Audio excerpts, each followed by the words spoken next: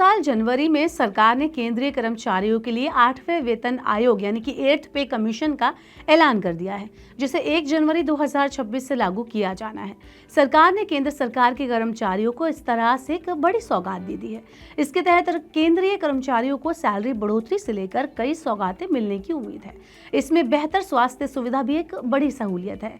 जैसा कि आप जानते हैं कि केंद्रीय सरकार के कर्मचारियों और उनके परिवार वालों को स्वास्थ्य सुविधाएं देने के लिए CGHS यानी कि सेंट्रल गवर्नमेंट हेल्थ स्कीम का गठन किया गया था, जिसके तहत मुफ्त इलाज, दवाइयों और डायग्नोस्टिक टेस्ट जैसी मेडिकल सुविधाएं कम खर्च में मुहैया कराई जाती हैं।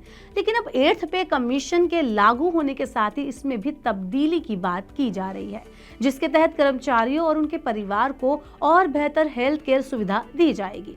क्या है पूरी खबर, आइए आपको बताते हैं इस वीडियो में। Hello and welcome to money 9, मैं हूं मीनू शर्मा।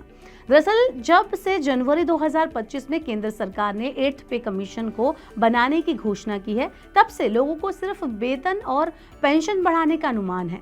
लेकिन आपको बता दें कि इस आयोग का दायरा इससे कहीं ज्यादा बड़ा होता है।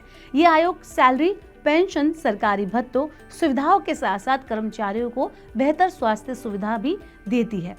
ऐसे में माना जा रहा है कि इस पे कमीशन के साथ सरकार अपनी कई सालों से चली आ रही स्वास्थ्य स्कीम CGHS में बदलाव करने की योजना बना रही है, ताकि इसे और ज्यादा बेहतर बनाया जा सके।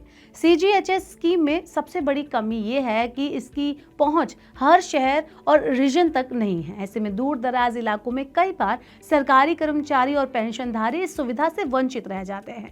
यही वजह है कि पिछले 3 वेतन आयोग ने सुझाव दिया है कि इसके लिए एक नई, व्यापक और व्यवहारिक हेल्थ इंश्योरेंस स्कीम लाई जानी चाहिए, ताकि हर शहर, गांव और तबके में रहने वाले सरकारी परिवारों को बेहतर हेल्थ सर्विस मुहैया कराई जा सके।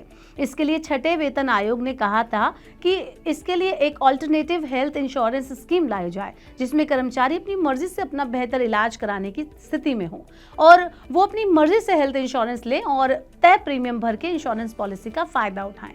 इसके साथ ही 6th पे कमीशन में यह भी कहा गया था कि इस स्कीम को फ्यूचर में जुड़ने वाले सभी नए कर्मचारियों के लिए अनिवार्य कर दिया जाए। इसके बाद 7th पे कमीशन ने फिर से ये स्पष्ट किया कि सरकारी कर्मचारी, उनके परिवार, उनके लिए इंश्योरेंस एक बेहतर और लॉन्ग टर्म ऑप्शन है।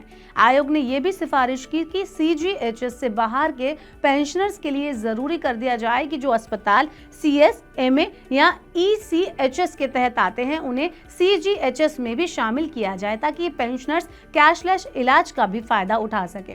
आपको बता दें कि CS, MA स्कीम वर्तमान कर्मचारियों के लिए होती है, जबकि ECHS रिटायर्ड रक्षा कर्मचारियों के लिए और उनके परिजनों को स्वास्थ्य सेवा मुहैया कराती है।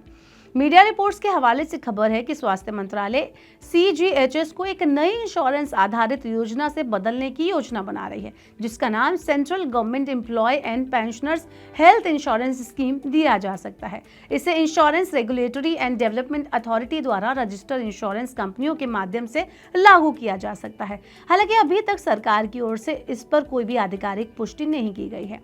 अब जबकि 8th पे कमीशन पर काम शुरू होने वाला है, तो ऐसे में सबकी नज़र इसी बात पर टिकी है कि क्या ये आयोग सालों से चली आ रही स्वास्थ्य योजना CGHS से जुड़ी समस्याओं को हल करके कोई ठोस समाधान निकाल पाएगा या नहीं, और क्या CGEPHIS जैसे हेल्थ इंश्योरेंस मॉडल को इस वेतन आयोग के साथ लागू किया जाएगा।